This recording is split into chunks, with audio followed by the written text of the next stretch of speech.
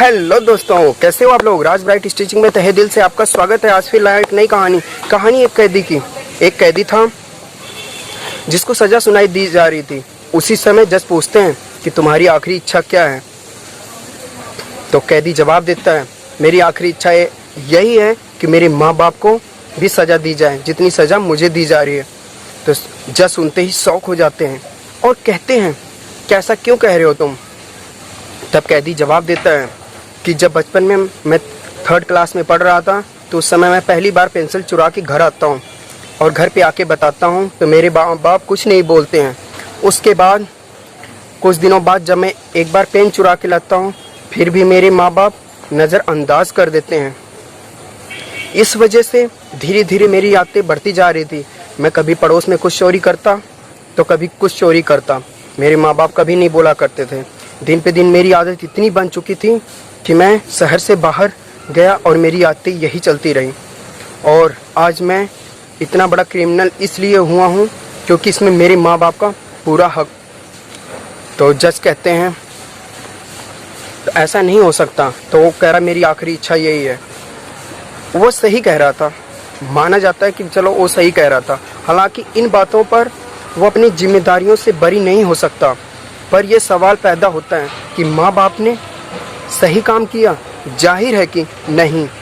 बच्चों को चुनाव करने का मौका देना अच्छी बात है, पर सही दिशा में दिखाए बिना चयन करने की छूट देना उनकी तबाही की वजह बन सकता है।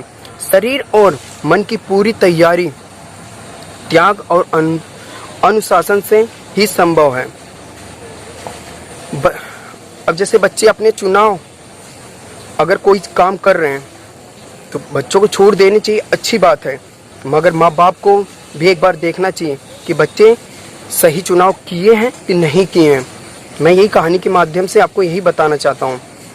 माँ बाप आज के डेट में अपने बच्चों को कम से कम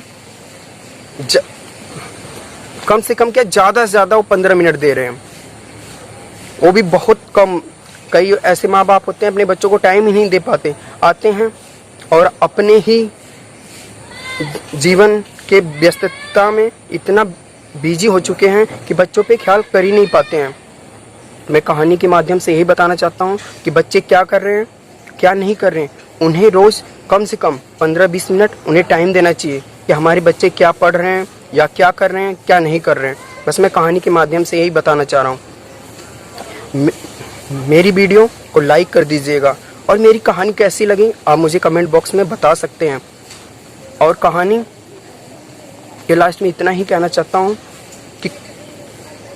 कि आप मेरे चैनल को सब्सक्राइब कर दीजिएगा और मेरे वीडियो को लाइक कर दीजिएगा। जो लोग अभी सब्सक्राइब नहीं किए वो ज़रूर करें क्योंकि मेरा नेक्स्ट वीडियो ज़रूर आ रहा और मैं डेली एक वीडियो डालता हूँ। कभी कभी टाइम ना होने की वजह से लेट हो जाता है। मेरी कहानी अच्छी लगी तो एक लाइक ज़रूर करिए। Thank you so much. God bless you. अपना आप लोग ख्याल रखिएगा।